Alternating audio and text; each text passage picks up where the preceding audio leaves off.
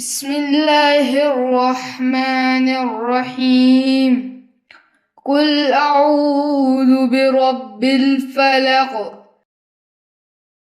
من شر ما خلق ومن شر غاسق إذا وقب ومن شر النفاثات في العقد ومن شر حاسد إذا حسد.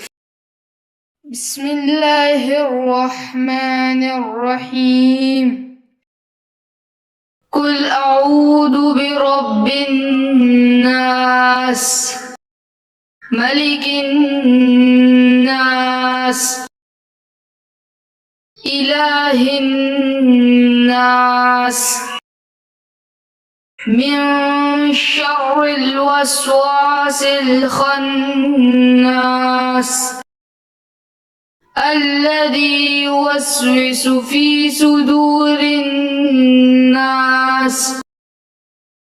من الجنة والناس.